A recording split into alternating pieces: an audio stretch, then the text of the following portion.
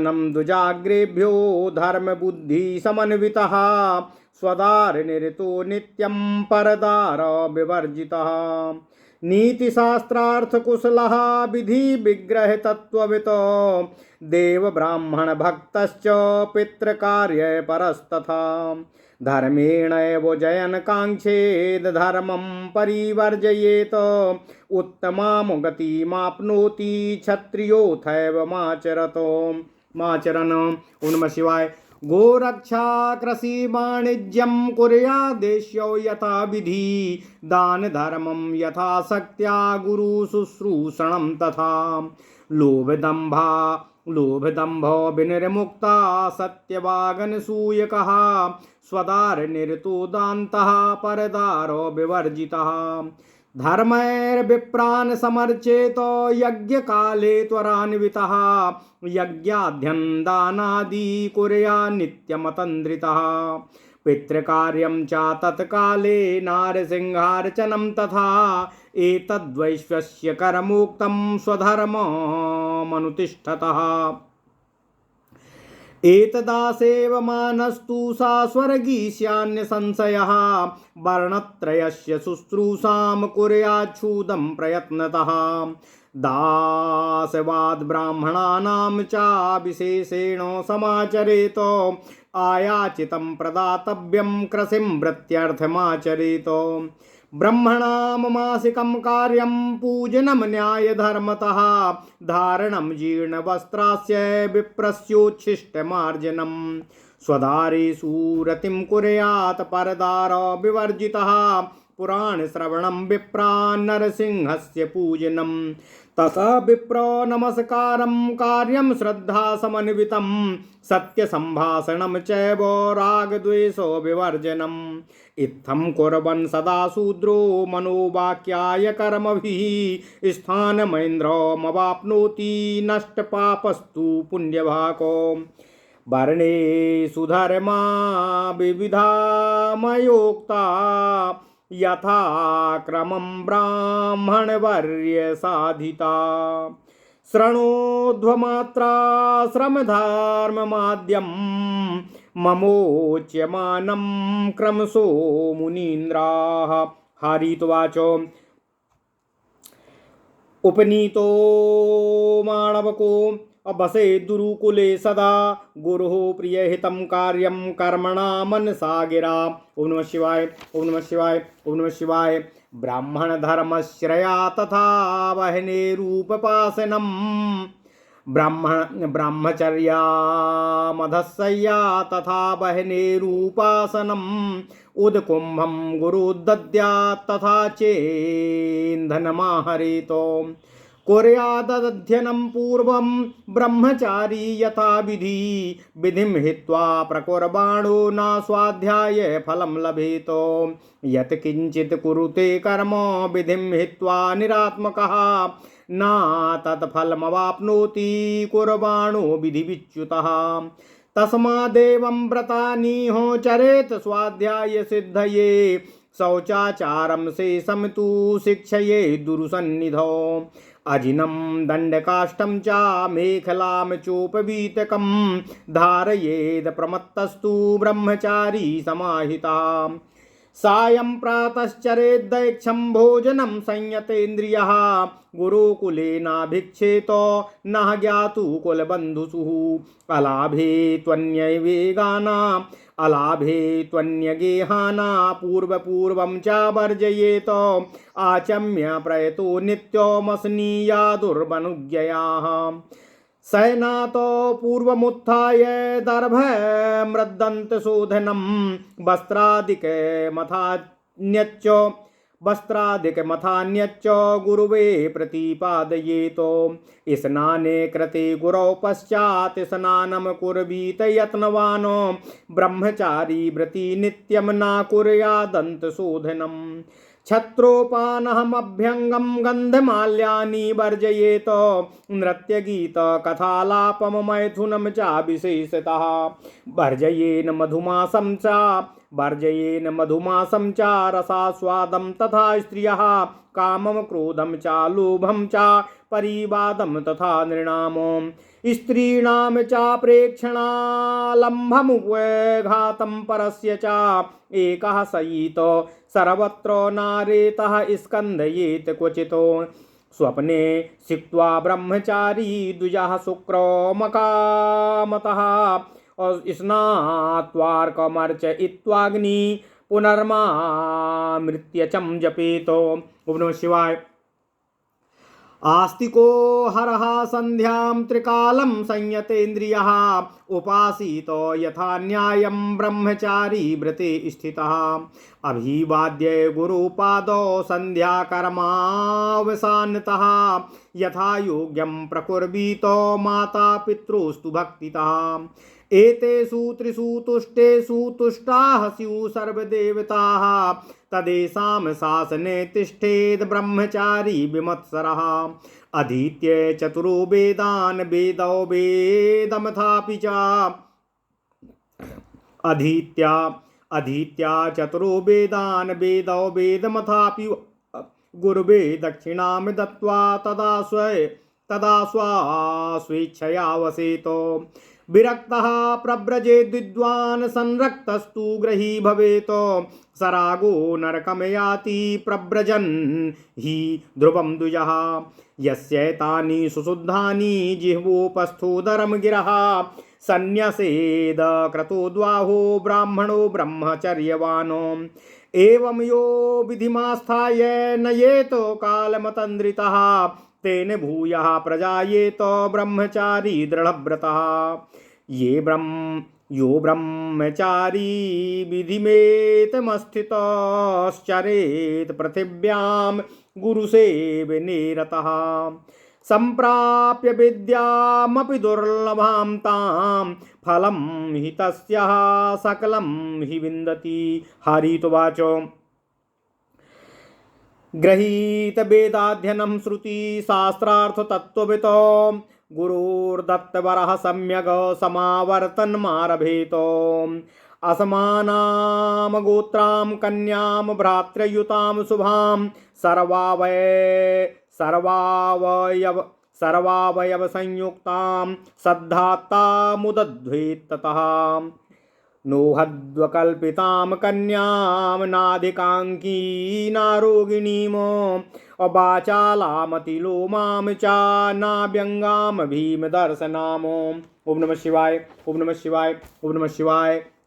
नर्क्षभ्रक्तो नदी नाम्नी नान्तपर्वत नामिकामो नः पक्ष्याहि प्रेष्य नाम्नी नाचा भीषण नामिकामो अभ्यंगांगी सौम्य नाम्नी अहंस वरणगामिनीमो तत्त्वोष्टकेश दशानां मृद्वंगी मुद्वहेत स्त्रियम् ब्राह्मण विधिना कुर्यात् प्रशस्तेन द्विजोत्तमः यथा योगं तथा ह्येवं विवाहं वर्णधर्मतः उषा काले समुत्थाय कृतशौचो द्विजोत्तमः कुर्यात् स्नानं ततो विद्वान् दन्तधावन पूर्वकं मुखे पर्यूषिते नित्यं यतो पूतो भवेन्नरः तस्माच्छुष्कामथार्द्रं वा भक्षयेन्दन्तधावनं खदिरं च कदम्बं च करञ्जं च बटं तथा अपामार्गं च बिल्वं च अर्कश्चोदुम्बरस्तथा एते प्रशस्ता कथिता दन्तधावन कर्मणि दन्तधावन काष्ठं च वक्ष्यामि तत्प्रशास्तनं तामो सर्वे कंटिकिनः पुण्याक्षीरिणस्तु यशस्विनः अष्टांगुलेन मानेन तत्प्रमाणामिहोच्यते प्रदेशमात्रमथवा तेन दन्तान् विशोधयेत प्रतिपद्दर्शषष्ठीषु नवम्यां चैव सप्तमाः दन्तानां कष्टसंयोगाद् उदहत्यात् सप्तमं कुलम् अलाभे दन्तकाष्ठस्य प्रतिसिद्धे च तद्दिने अपाम द्वादश गण्डूसैर्मुखशुद्धिर्विधीयते स्नात्वा मन्त्रपदाचम्य पुनराचमनं चरेत मन्त्रवान् प्रोक्ष चात्मानम् अप्रक्षिपेदुक मन्त्रवान् प्रोक्ष चात्मानं पक्षिपेदूदकाञ्जिलम् और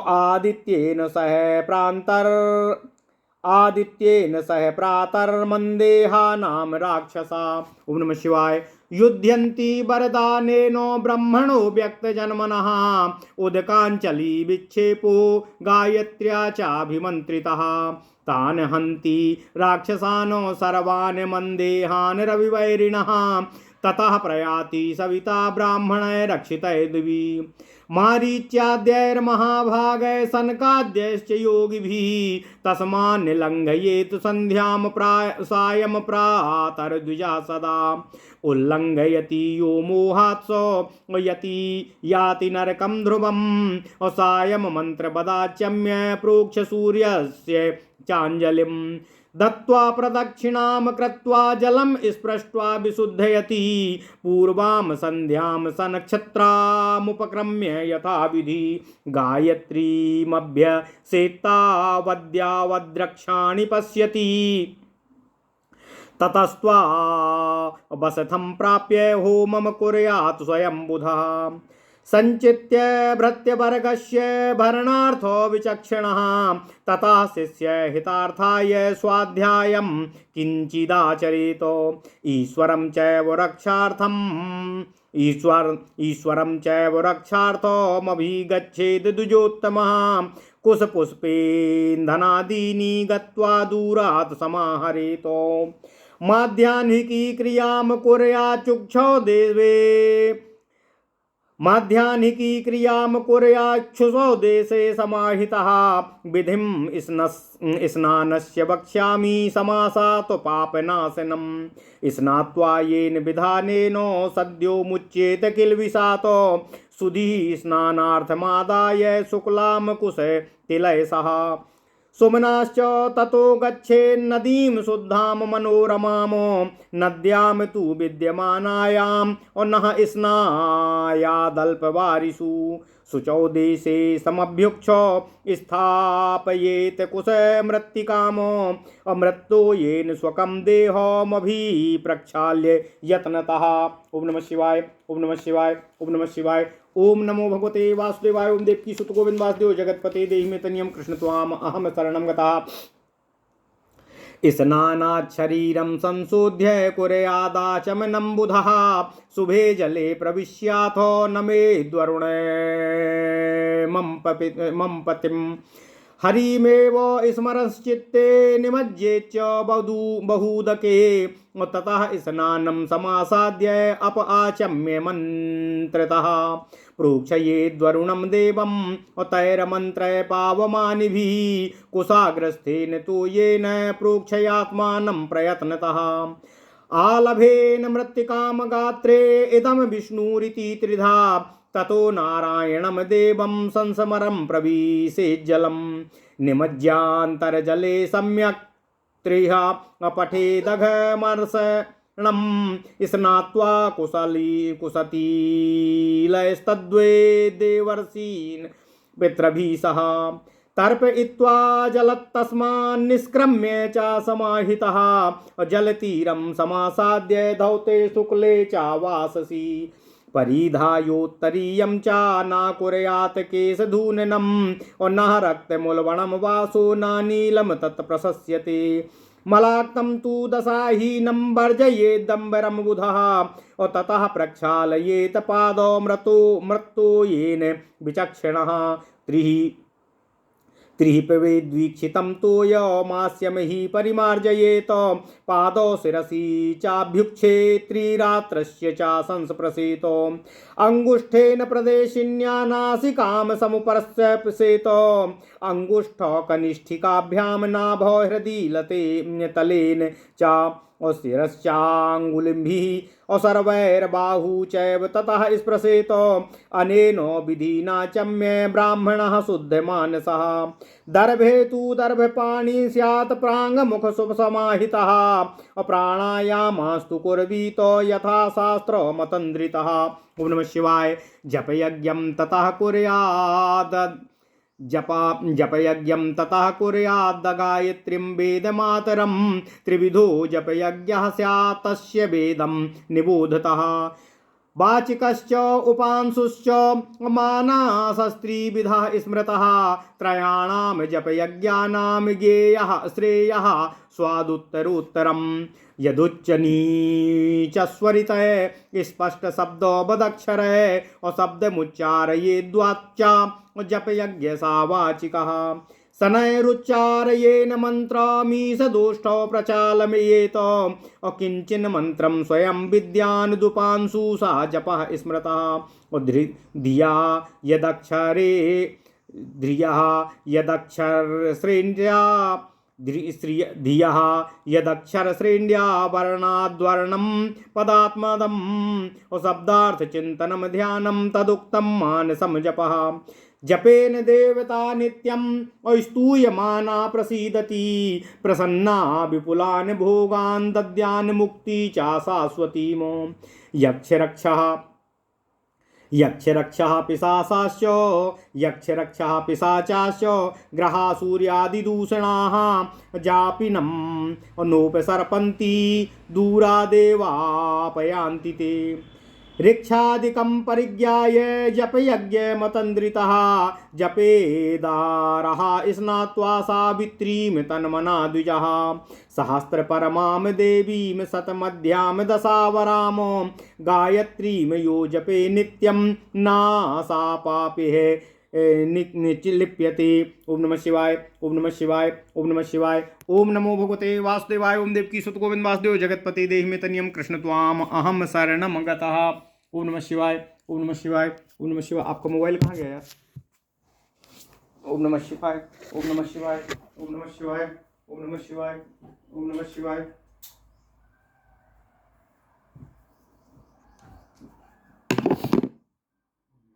मोबाइल कहाँ गया आपका? मैं लग ही रहा था कि आज लाइट जाएगी। खुल जाए तब ना।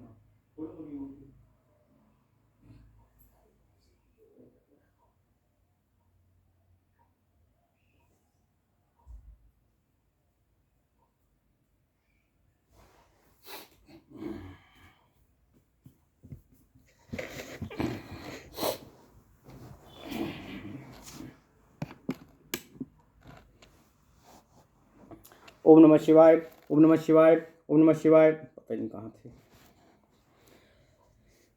थे। स्नानात् शरीरं संशोध्य कुर्यादाचमनं बुधः शुभे जले प्रविश्याथो नामेद्वारुणमप्तामपतिम् हरिमेव स्मरांश्चित्ते निज निमज्येच बहुदके ततः स्नानं समासाद्य अपा आचम्य मंत्रतः प्रोक्षयेद्वरुणं देवं तैरमन्त्रय पावमानिभिः अकुशाग्रस्थेन तो येन प्रोक्षयात्मानं प्रयत्नतः अलम्भेन मृत्तिकामगात्रे इदं विष्णुरिति त्रिधा ततो नारायणं देवं संस्मरन् प्रविशेज्जलं निमज्यान्तर्जले सम्यक् त्रिः अपठेदघमर्षणं स्नात्वा कुशलतिलस्तद्वै देवर्षीन् पितृभिः सह तर्पयित्वा जलात् तस्मान् निष्क्रम्य च समाहितः जलतीरं समासाद्य धौते शुक्ले च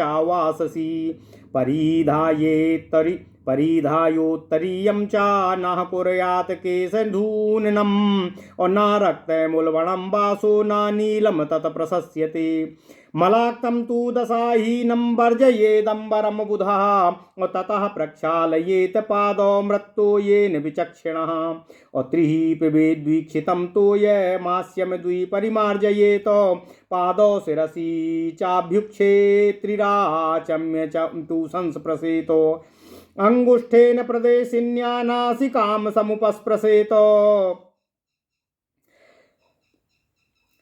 अंगुष्ठकनिष्ठिकाभ्यां नाभो हृदि तलेन च शिरश्चाङ्गुलिभिः सर्वैर्बाहुं चैव ततः स्पृशेत् अनेन विधिना चम्य ब्राह्मणः शुद्धमानसः दर्भे तु दर्भपाणिं स्यात् प्राङ्मुख सुसमाहिता प्राणायामांस्तु कुर्वीत यथा शास्त्रमतन्द्रितः। ओम नमः शिवाय। जपयज्ञं ततः कुर्याद् गायत्रीं वेदमातरं त्रिविधो जपयज्ञः स्यात् तस्य भेदं निबोधितः वाचिकश्च उपांशु मनसुश्च मानसस्त्रिविधः स्मृतः त्रयाणां जपयज्ञानां श्रेयः स्यादुत्तरोत्तरम् और यदुच्च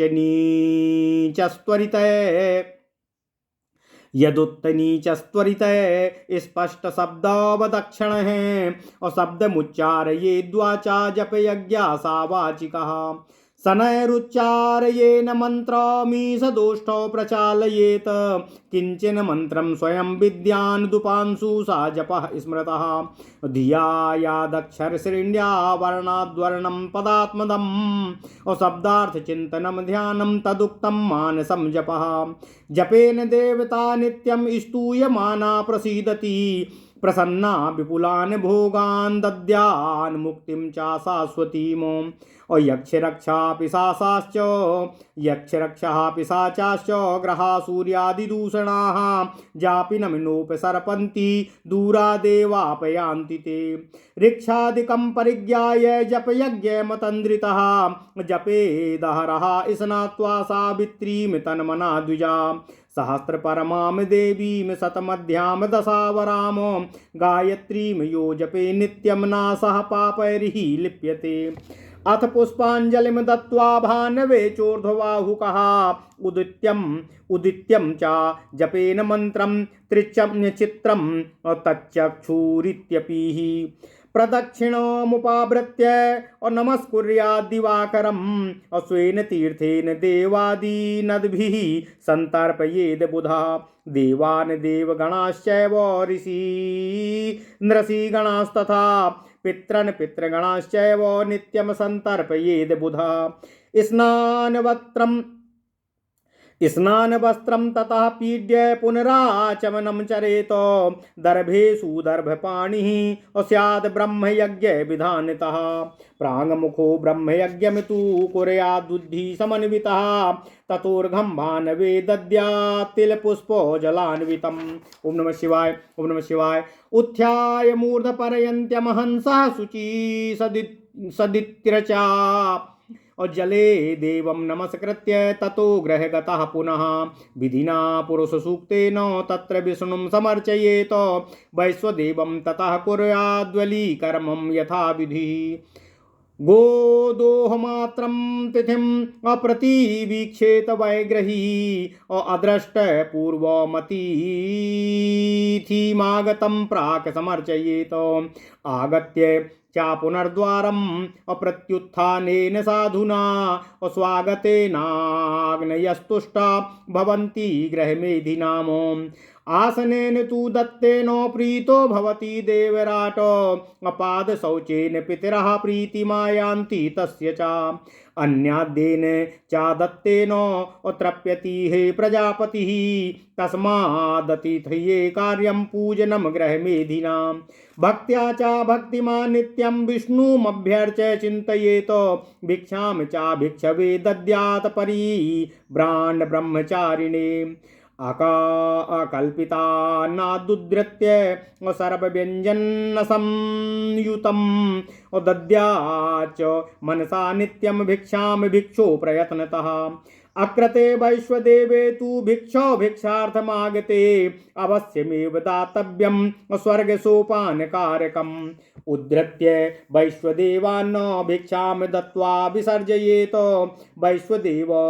वैश्वदेवाकृतं दोषं सक्तो भिक्षुर्व्यपोहितम् सुवासिनीः कुमारीश्च भोजयित्वा तुरानपि बालवृद्धांस्ततः शेषं स्वयं भुञ्जीत वैग्रही प्राङ्मुखोद्मुखो वापि मौनी चामितभाषणः अन्नं पूर्वं नमस्कृत्य प्रहस्तेनान्तरात्मनः पंचप्राणाहुति कुर्यात् समन्त्रेण पृथक पृथक ततः स्वादुकरं चान्नं भुञ्जीत सुसमाहिता आचम्य देवतामिष्टां संस्मरेदुदरं स्पृशन् इतिहासो पुराणाभ्यां कञ्चित् कालं नयेद्दुग्धा ततः संध्यामुपासीत बहिर्गत्वा विधानतः कृत होमस्य भुञ्जीत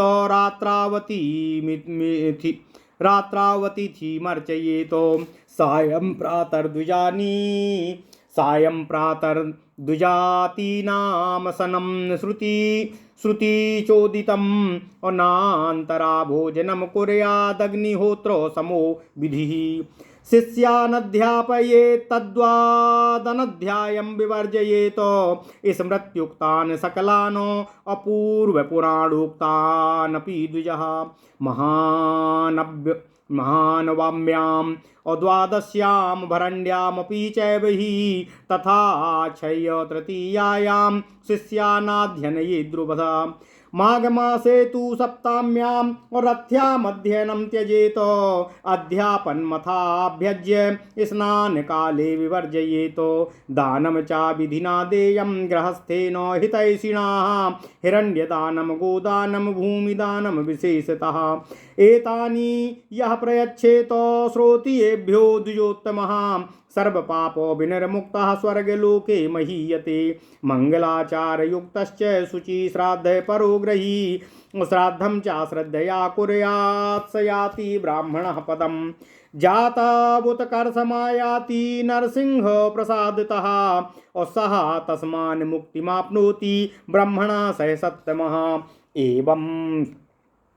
एवं हि विप्राः कथितो मया वः समासतः शाश्वतधर्मराशिः। सम्यग्गृहस्थस्य सतो हि धर्मः कुर्वन् प्रयत्नाद्यरिमेति मुक्तः। ओम नमः शिवाय, ओम नमः शिवाय, ओम नमः शिवाय। ओम नमो भगवते वासुदेवाय। ओम देवकी सुत गोविंद वासुदेव जगतपति देहि में तनियम कृष्ण त्वाम अहम शरणं गतः। अथ श्री नरसिंह पुराण 58वां अध्याय क्षत्रिय आदि वर्णों के धर्म और ब्रह्मचर्य तथा गृहस्थ आश्रम के धर्मों का वर्णन। ओम नमः शिवाय, ओम नमः शिवाय।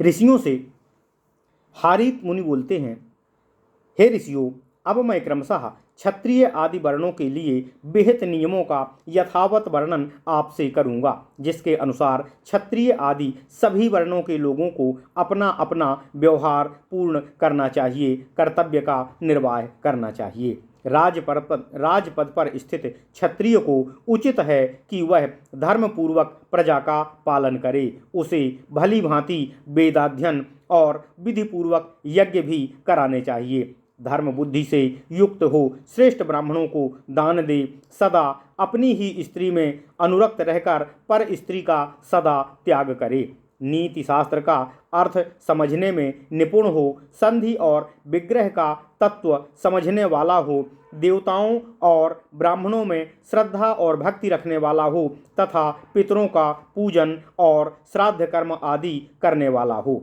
धर्मपूर्वक ही विजय की इच्छा करे, अधर्म को भली भांति त्याग दे। इस प्रकार आचरण करने वाला उत्तम क्षत्रिय उत्तम गति को प्राप्त होता है।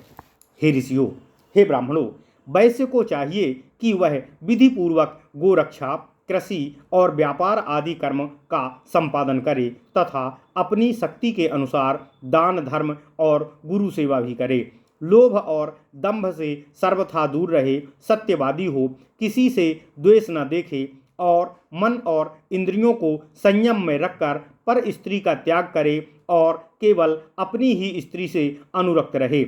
यज्ञ काल में शीघ्रतापूर्वक ब्राह्मणों का धन से सम्मान करे तथा आलस्य छोड़कर प्रतिदिन यज्ञ, अध्ययन और दान का कर्म करे। श्राद्ध काल प्राप्त होने पर पितृ श्राद्ध अवश्य करे और नित्य प्रति भगवान नृसिंह देव अर्थात भगवान श्रीहरि विष्णु जी का पूजन करे। अपने धर्म का पालन करने वाले वैश्य के लिए यही कर्तव्य कर्म बतलाया गया है। पूर्वोक्त कर्म का पालन करने वाला वैश्य निस्संदेह स्वर्गलोक का अधिकारी होता है।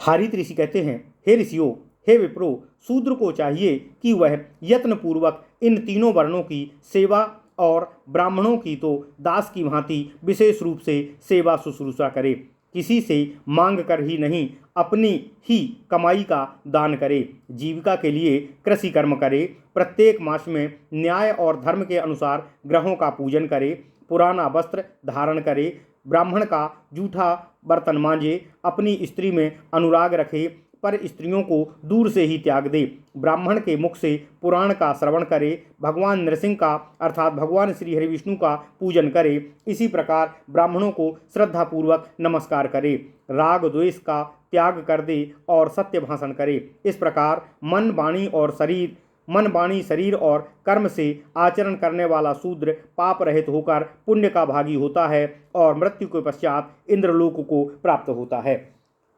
हारीत ऋषि कहते हैं, हे मुनीन्द्रगणों, वर्णों के ये नाना प्रकार के धर्म मैंने आप लोगों से कहे हैं, इन्हें श्रेष्ठ ब्राह्मणों ने बतलाया है। अब मैं क्रम से प्रथम ब्रह्मचर्य आश्रम के धर्म आपको बतला रहा हूँ, आप लोग सुने। ऋषियों से ऋषि हारीत ऋषि मुनि बोले, उपनयन संस्कार हो जाने के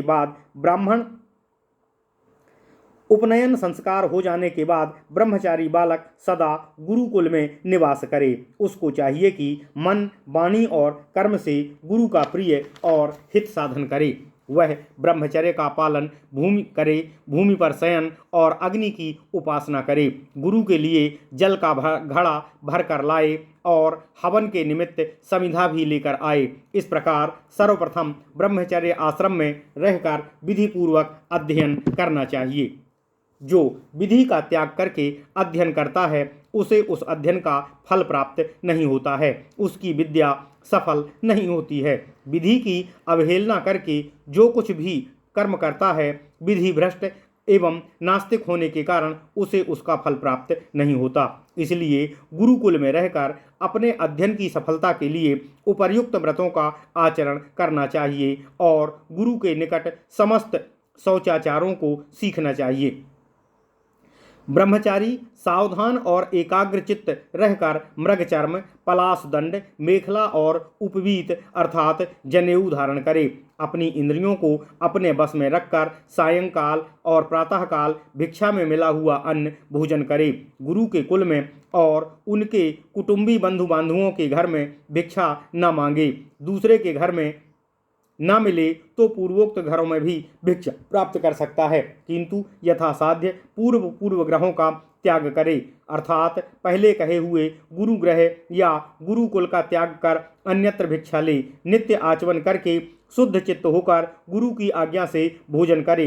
रात्रि बीतने पर गुरु से पहले ही अपने आसन से उठ जाए और गुरु के लिए कुश, मिट्टी, दातून और वस्त्र आदि अन्य सामान एकत्र कर गुरु की सेवा में अर्पित करे। गुरु जी के स्नान कर लेने पर स्वयं यत्नपूर्वक स्नान करे। ब्रह्मचारी सदा व्रत रखे और काठ आदि से दंत धावन ना करे। ओम नमः शिवाय। हारीत ऋषि कहते हैं, हे ब्राह्मणों, छाता, जूता, उबटन, गंधयुक्त इत्र आदि और फूलमाला आदि को त्याग दे। निशेषतः नाच, गान और ग्राम्य कथा वार्ता एवं मैथुन का सर्वथा त्याग करे। मधु, मांस और रसास्वाद अथवा जिह्वा के स्वाद को त्याग दे। स्त्रियों से अलग रहे। काम, क्रोध, लोभ तथा दूसरे मनुष्यों के अपवाद अर्थात निंदा का परित्याग कर दे। स्त्रियों की ओर देखने, उनका स्पर्श करने और दूसरे जीवों की हिंसा करने आदि से बचकर रहे। सब जगह अकेले ही शयन करे, कभी कहीं भी वीर्यपात न करे। यदि काम भाव न होने पर भी स्वप्न में वीर्य स्खलन हो जाए तो ब्रह्मचारी द्विज को चाहिए कि वह स्नान करके सूर्य और अग्नि की आराधना करे तथा पुनर्मावेतिंद्रियम इस ऋचा का जप करे। ईश्वर और परलोक के अस्तित्व पर विश्वास करता हुआ ब्रह्मचारियों के लिए उचित व्रत के पालन में तत्पर रहकर जितेंद्रिय हो प्रतिदिन न्यायतः प्राप्त त्रिकाल संध्या की उपासना करे। संध्या कर्म समाप्त होने पर गुरु के चरणों में प्रणाम करे और यदि सुयोग प्राप्त हो तो माता पिता के चरणों में भी भक्तिपूर्वक प्रणाम करे। इन तीनों को संतुष्ट होने पर संपूर्ण देवता प्रसन्न रहते हैं। इसलिए ब्रह्मचारी को चाहिए कि डाह छोड़कर इन तीनों के शासन में रहे। यथासंभव 4, 2 अथवा 1 ही वेद का अध्ययन पूर्ण करके गुरु को दक्षिणा दे, फिर अपने इच्छानुसार कहीं भी निवास करे। यदि वह विद्वान ब्रह्मचारी विरक्त हो तब तो सन्यासी हो जाए, किंतु यदि उसका विषय भोगों के प्रति अनुराग हो तो गृहस्थ आश्रम में ही प्रवेश करे। हे द्विजो, रागी पुरुष यदि सन्यासी हो जाए तो वह निश्चय ही नरक में जाता है। जिसकी जिह्वा उपस्थ अर्थात जननेन्द्रिय, उदर और वाणी शुद्ध हो अर्थात जो स्वाद, काम और बुभुक्षा को जीत चुका हो और सत्यवादी या मौन रहता हो, वह पुरुष यदि ब्रह्मचर्यवान ब्राह्मण हो तो वह विवाह न करके संन्यास ग्रहण कर सकता है। ओम नमः शिवाय। इस प्रकार जो आलस्य त्याग कर विधि का पालन करते हुए ही समय यापन करता है, वह ब्रह्मचारी अधिकाधिक दृढ़ व्रत वाला होता है। जो ब्रह्मचारी पूर्वोक्त विधि का सहारा लेकर गुरु सेवा परायण हो पृथ्वी पर भ्रमण करता है, वह दुर्लभ विद्या को भी सीखकर उसकी संपूर्ण फलों को प्राप्त कर लेता है। ओम नमः शिवाय।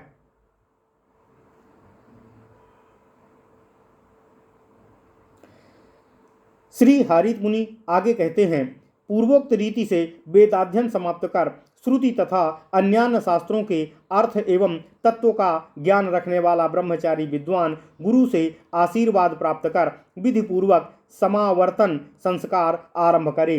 फिर जिसके नाम और गोत्र अपने से भिन्न हों, उस जिसके भाई भी हों, जो सुंदरी एवं शुभ लक्षणों वाली हो, जिसके शरीर के सभी अवयव अविकल हों और जिसका आचरण उत्तम हो, ऐसी कन्या के साथ विवाह करे। जिसके शरीर का अंग कपिल हो, जो अधिकांगी या रोगिणी हो, बहुत बोलने वाली हो और अधिक रोम वाली हो, जिसका कोई अंग विकृत या ओम नमः शिवाय, ओम नमः शिवाय, ओम नमः शिवाय,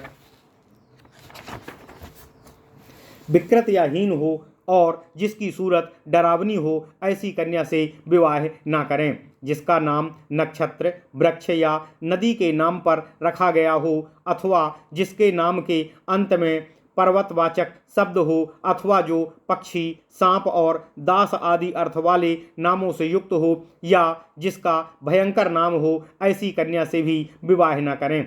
जिसके शरीर के सभी अवयव सुडौल हों, नाम कोमल और मधुर हो, जो हंस या गजराज के समान मंद एवं लीला युक्त गति से चलने वाली हो, जिसके अधर, दांत और केस पतले हों तथा जिसका शरीर कोमल हो, ऐसी कन्या से ही विवाह करें। श्रेष्ठ द्विजाति को चाहिए कि वह यथासंभव सर्वोत्तम ब्रह्म विधि से ही विवाह करे। इस प्रकार वर्ण धर्म के अनुसार विवाह संस्कार पूर्ण करना चाहिए। इसके बाद विद्वान द्विज को चाहिए कि प्रतिदिन सूर्योदय से पूर्व उठकर शौच आदि के अनंतर दंत धावन करके तुरंत स्नान करे। प्रतिदिन रात में सोकर उठने के बाद मुख पर्युषित होने के कारण मनुष्य अपवित्र रहता है, अतः शुद्धि के लिए सूखा या गीला दंत धावन अवश्य चबाना चाहिए। दातुन के लिए खादिर अर्थात खैर, कदम्ब, करंज, बट, अपामार्गा अर्थात चिड़चिड़ा, बिल्व, मदार और गूलर ये वृक्ष उत्तम माने गए हैं। दंत धावन के लिए उपयुक्त काष्ठ और उसकी उत्तमता का लक्षण बता रहा हूँ। जितने कांटे वाले वृक्ष हैं वे सभी पवित्र हैं, जितने दूध वाले वृक्ष हैं वे सभी यश देने वाले हैं। दातुन की लकड़ी की लंबाई 8 अंगुल बताई गई है अथवा बित्ता मात्र उसकी लंबाई होनी चाहिए। ऐसी दातुन से दांतों को स्वच्छ करना चाहिए।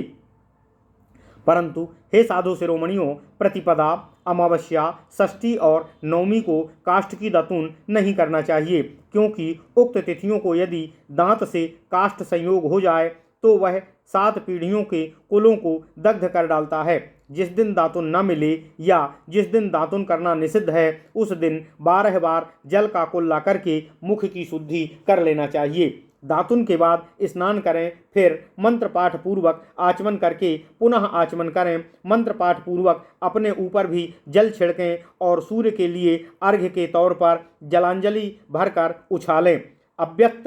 अव्यक्त जन्मा ब्रह्मा जी के वरदान से प्रबल हुए मंदेह नामक राक्षस प्रतिदिन प्रातःकाल आकर सूर्य के साथ युद्ध करते हैं, किंतु जब गायत्री से अभिमंत्रित जलांजलि सूर्यदेव के सामने उछाली जाती है तब वह उन समस्त सूर्यवैरी मंदेह नाम के राक्षसों को मार भगाती है।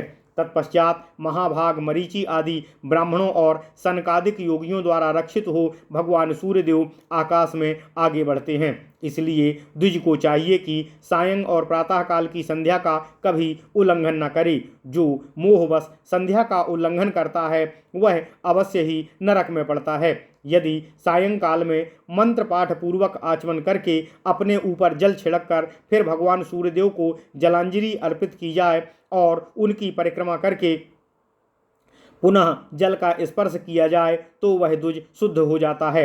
प्रातःकाल की संध्या तारों के रहते विधि पूर्वक आरंभ करें और जब तक तारों का दर्शन हो तब तक गायत्री का जप करता रहे। तत्पश्चात घर में आकर विद्वान पुरुष को स्वयं हवन करना चाहिए। फिर जो भृत्य पालनीय कुटुंबीजन तथा दास आदि हों उनके भरण पोषण के लिए विद्वान गृहस्थ चिंता अर्थात आवश्यक प्रबंध करे। उसके बाद शिष्यों के हित के लिए कुछ देर तक स्वाध्याय करे। उत्तम द्विज को चाहिए कि अपनी रक्षा के लिए ईश्वर का आश्रय ग्रहण करे। फिर दूर जाकर पूजा के लिए कुश फूल और हवन आदि के लिए समिधा आदि ले आए और पवित्र स्थान में एकाग्रचित्त से बैठकर मध्याह्नकालिक क्रिया अर्थात संध्योपासन आदि कर्म करे। अब हम थोड़े से स्नान की विधि पर चर्चा कर रहे हैं जो समस्त पापों को नष्ट करने वाली है। हे ब्राह्मणों, इस विधि से स्नान करके मनुष्य तत्काल ही पापों से मुक्त हो जाता है। बुद्धिमान पुरुष को चाहिए कि स्नान के लिए कुश और तिलों के साथ शुद्ध मिट्टी ले तथा प्रसन्न चित्त होकर शुद्ध और मनोहर नदी के तट पर जाए। नदी के होते हुए छोटे जलाशयों में स्नान न करे। वहाँ पवित्र स्थान पर उसे छिड़क कर कुश और मृत्तिका आदि रख दे। फिर विद्वान पुरुष मिट्टी और जल से ओम नमः शिवाय, ओम नमः शिवाय, ओम नमः शिवाय, ओम नमः शिवाय, मिट्टी और जल से अपने शरीर को यत्न पूर्वक लिप्त करके शुद्ध स्नान के द्वारा उसे धोकर पुनः आचमन करे। इसके बाद स्वच्छ जल में प्रवेश करके जलेश अर्थात वरुण देव को नमस्कार करे। फिर मन ही मन भगवान श्री हरि विष्णु का स्मरण करते हुए जहाँ कुछ अधिक जल हो वहाँ डुबकी लगाए। इसके बाद स्नान समाप्त कर मंत्र पाठ पूर्वक आचमन करे। वरुण संबंधी पावमान मंत्रों द्वारा वरुण देव का अभिषेक करे। फिर कुश के अग्रभाग पर स्थित जल से अपना यत्न पूर्वक मार्जन करे एवं श्री विष्णु विचक्रमे इदम विष्णु विचक्रमे इस मंत्र का पाठ करते हुए अपने शरीर में 3 भागों में क्रमशः मृत्तिका का लेप करे। तत्पश्चात भगवान नारायण का स्मरण करते हुए जल में प्रवेश करे। जल के भीतर भली प्रकार डुबकी लगाकर 3 बार अघमर्षण पाठ करे। इस प्रकार स्नान करके कुश और तिलों द्वारा देवताओं ऋषियों और पितरों का तर्पण करना चाहिए। इसके बाद समाहित चित्त होकर जल से बाहर निकल तट पर आकर धुले हुए श्वेत वस्त्रों को धारण करे। इस प्रकार धोती और उत्तरीय धारण कर अपने केशों को न फटकारे। अत्यधिक लाल और नील वस्त्र धारण करना भी उत्तम नहीं माना गया है। विद्वान पुरुष को चाहिए कि जिस वस्त्र में मल या दाग लगा हो अथवा जिसमें किनारी ना हो उसका भी त्याग करे। उसके पश्चात विज्ञ पुरुष मिट्टी और जल से अपने चरणों को धोए। फिर खूब देखभाल कर शुद्ध जल से 3 बार आचमन करे। 2 बार जल लेकर मुंह धोए। पैर और सिर पर जल छिड़के। फिर 3 बार आचमन करके क्रमशः अंगों का स्पर्श करे। अंगूठे और तर्जनी से नासिका का स्पर्श करे। अंगुष्ठ और कनिष्ठिका से नाभि का स्पर्श करे। हृदय का करतल से स्पर्श करे। तदनंतर समस्त अंगुलियों से पहले सिर का फिर बाहुओं का स्पर्श करे। इस प्रकार आचमन करके ब्राह्मण शुद्ध हृदय हो हाथ में कुश लेकर पूर्व की ओर मुख करके एकाग्रता पूर्वक कुशासन पर बैठ जाए और आलस्य को त्याग कर शास्त्रोक्त विधि से 3 बार तत्पश्चात वेद माता गायत्री का जप करते हुए जप यज्ञ करे। जप यज्ञ 3 प्रकार का होता है। उसके भेद मैं आप लोगों को बतलाता हूँ। वाचिक, उपांशु और मानस 3 प्रकार का जप कहा गया है। इन तीनों जप यज्ञों में उत्तरोत्तर जप श्रेष्ठ होता है अर्थात वाचिक जप की अपेक्षा उपांशु और उसकी अपेक्षा मानस जप श्रेष्ठ होता है। अब इसके लक्षण मैं आपको बतलाता हूँ। जप करने वाला पुरुष आवश्यकता अनुसार ऊंचे नीचे और समान स्वरों में बोले जाने वाले स्पष्ट शब्दयुक्त अक्षरों द्वारा जो वाणी से सुस्पष्ट शब्दोच्चारण करता है वह वाचिक जप कहा जाता है। इस प्रकार जो तनिक सा ओष्ठों को हिलाकर धीरे धीरे मंत्र का उच्चारण करता हुआ मंत्र को स्वयं ही कुछ कुछ सुनता या समझता हुआ उसका जप करता है वह उपांशु जप कहलाता है। बुद्धि के द्वारा मंत्राक्षर समूह के प्रत्येक वर्ण, प्रत्येक पद और शब्दार्थ का जो चिंतन एवं ध्यान किया जाता है वह मानस जप कहा गया है। जप के द्वारा प्रतिदिन जिसका स्तवन किया जाता है वह देवता प्रसन्न होता है और प्रसन्न होने पर वह विपुल भोग तथा नित्य मोक्ष सुख की प्राप्ति भी कराता है। यक्ष, राक्षस, पिशाच आदि और सूर्य आदि देवताओं को दूषित करने वाले अन्य राहु, केतु आदि ग्रह भी जप करने वाले पुरुष के निकट नहीं आते हैं, दूर से ही भाग जाते हैं। हे साधुओं, हे विप्रो, द्विज को चाहिए कि वह आलस्य का त्याग करके प्रतिदिन तारों को देखकर अर्थात तारों के रहते हुए स्नान करके गायत्री के अर्थ में मन लगा गायत्री मंत्र का जप करे। जो द्विज अधिक से अधिक 1000, साधारणतया 100 अथवा कम से कम 10 बार प्रतिदिन गायत्री का जप करता है वह पापों से लिप्त नहीं होता। इसके बाद सूर्यदेव को पुष्पांजलि अर्पित करके अपनी भुजाएं ऊपर उठाकर ओम उदित्यम जात वेदसम तथा ओम तच्चक्षुरदेव हितम इन मंत्रों का जप करे। फिर प्रदक्षिणा करके सूर्यदेव को प्रणाम करे। इसके बाद विद्वान पुरुष प्रतिदिन देव तीर्थ से उंगलियों द्वारा देवताओं का तर्पण करे। विज्ञ पुरुष को देवताओं और उनके गणों का, ऋषियों और उनके गणों का तथा पितरों और पितरगणों का प्रतिदिन तर्पण करना चाहिए। इसके बाद स्नान के बाद उतारे हुए वस्त्र को निचोड़कर पुनः आचमन करे। फिर हाथ में कुश लेकर कुशासन पर बैठ जाए और ब्रह्म यज्ञ की विधि के अनुसार पूर्वाभिमुख होकर बुद्धिपूर्वक ब्रह्म यज्ञ अर्थात वेद का स्वाध्याय करे। इसके बाद खड़ा होकर तिल, फूल और जल से युक्त अर्घ्य पात्र को अपने मस्तक पर रखकर ओम नमः शिवाय, ओम नमः शिवाय, ओम नमः शिवाय ऊंचे उठा हंस सूचिसत इस ऋचा का पाठ करते हुए सूर्यदेव के लिए अर्घ्य दे। फिर जल में स्थित वरुण देव को नमस्कार कर पुनः घर पर आ जाए और वहां पुरुष सूक्त से भगवान श्री हरि विष्णु का विधिवत पूजन करे। तदंतर विधिपूर्वक बलि वैश्वदेव का कर्म करे।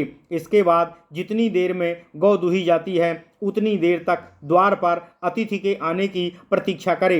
यदि कोई अतिथि आ जाए तो उनमें से जिसे पहले कभी न देखा हो उसका सम्मान सबसे पहले करना चाहिए। द्वार पर आकर अतिथि के खड़े होते ही भली भांति आगवानी करने से गृहस्थ के ऊपर दक्षिण, गार्हपत्य और आवाहनीय तीनों ही अग्नि प्रसन्न होते हैं। आसन देने से देवराज इंद्र को प्रसन्नता होती है। अतिथि के पैर धोने से उस गृहस्थ के पितृगण तृप्त होते हैं। अन्न आदि भोज्य पदार्थ अर्पण करने से प्रजापति प्रसन्न होते हैं। इसलिए गृहस्थ पुरुष को चाहिए कि वह अतिथि का पूजन करे। इसके पश्चात भक्तिमान पुरुष प्रतिदिन भगवान श्री हरि विष्णु की भक्तिपूर्वक पूजा करके उनका चिंतन करे। फिर सन्यासी विरक्त एवं ब्रह्मचारी को भिक्षा दे। इस प्रकार से तैयार किए हुए अन्नों में से समस्त व्यंजनों से युक्त कुछ अन्न निकालकर प्रतिदिन यत्नपूर्वक भिक्षु अर्थात सन्यासी को देना चाहिए। बलि वैश्वदेव करने से पहले भी यदि भिक्षु भिक्षा के लिए आ जाए तो उसे अवश्य ही भिक्षा देनी चाहिए, क्योंकि यह दान स्वर्ग में जाने के लिए सीढ़ी का काम करता है। विश्वदेव संबंधी अन्नों से लेकर भिक्षु को भिक्षा देकर उसे विदा करें। वैश्यदेव कर्म ना करने के दोष को वह भिक्षु दूर करता है। फिर सुवासिनी अर्थात सुहागिनी और कुमारी कन्याओं तथा रोगी व्यक्तियों को और बालकों एवं वृद्धों को पहले भोजन करा के उनसे बचे हुए अन्न को गृहस्थ पुरुष स्वयं भोजन करे। भोजन करते समय पूर्व या उत्तर की ओर मुँह करके बैठें और मौन रहें अथवा कम बोलें। भोजन से पहले प्रसन्न चित्त से अन्न को नमस्कार करके पृथक पृथक 5 प्राणवायुओं के नाम से मंत्र से अर्थात प्राणाय स्वाहा, ओम प्राणाय स्वाहा, ओम अपानाय स्वाहा, ओम व्यानाय स्वाहा, ओम उदानाय स्वाहा, ओम समानाय स्वाहा इस प्रकार उच्चारण करते हुए 5 बार प्राणाग्निहोत्र करें। इस प्रकार एकाग्रचित होकर उस स्वादिष्ट अन्न को स्वयं भोजन करें। भोजन के बाद मुंह हाथ धो आचमन और कुल्ला करके अपने उदर का स्पर्श करते हुए इष्ट देव का स्मरण करें। फिर विद्वान पुरुष इतिहास पुराणों के अध्ययन में कुछ समय व्यतीत करे। इसके बाद सायंकाल आने पर बाहर नदी या जलाशय के तट पर जाकर विधिपूर्वक संध्योपासन करे। पुनः रात्रिकाल में हवन करके अतिथि सत्कार के पश्चात भोजन करे। द्विजातियों के लिए प्रातः और सायं 2 ही समय भोजन करना वेद विहित है। इसके बीच में भोजन नहीं करना चाहिए। जैसे अग्निहोत्र प्रातः और सायंकाल में किया जाता है, वैसे ही 2 ही समय भोजन की भी विधि कही गई है। इसके अतिरिक्त विद्वान द्विज को चाहिए कि वह प्रतिदिन शिष्यों को पढ़ाए, परंतु अध्ययन के लिए वर्जित समय का त्याग करे। स्मृति में बताए हुए तथा पहले के पुराणों में वर्णित संपूर्ण अनध्ययन काल को त्याग दे। महानवमी अर्थात अश्विन शुक्ला नवमी और द्वादशी तिथि अर्थात भरणी नक्षत्र और अक्षय तृतीया में विद्वान पुरुष शिष्यों को न पढ़ाए। माघ मास की सप्तमी को अध्ययन न करे। सड़क पर चलते समय और उबटन लगाकर स्नान करते समय भी अध्ययन न करे। अपना हित चाहने वाले गृहस्थ को चाहिए कि विधि पूर्वक दान करे। विशेषतः सुवर्ण दान, गोदान और भूमिदान श्रेष्ठ होता है। जो द्विजश्रेष्ठ सुवर्ण आदि पूर्वोक्त वस्तुएं श्रोत्रिय ब्राह्मणों को दान देता है, वह सब पापों से मुक्त होकर स्वर्ग लोक में सम्मानित होता है। जो गृहस्थ शुभाचरणों से युक्त पवित्र और श्रद्धालु रहकर श्रद्धा पूर्वक श्राद्ध करता है, वह ब्रह्मलोक को प्राप्त होता है। वह भगवान नरसिंह की कृपा से जाति में उत्कर्ष प्राप्त करता है और हे विप्रसत्तमो सब ब्रह्मा जी के साथ ही वह मुक्त हो जाता है। विप्रगण, इस प्रकार मैंने आप लोगों से यह सनातन धर्म समूह का संक्षेप से वर्णन किया है। जो पुरुष सदगृहस्थ के उक्त धर्म का भली भांति प्रयत्न पूर्वक पालन करता है, वह मुक्त होकर भगवान श्री हरि विष्णु के लोक को प्राप्त होता है। इति श्री नरसिंह पुराणे गृहस्थ धर्मो नामाष्टपंचाशो अध्यायः। इस प्रकार श्री नरसिंह पुराण में गृहस्थ धर्म नामक 58वां अध्याय पूर्ण हुआ। ओम नमः शिवाय, ओम नमः शिवाय,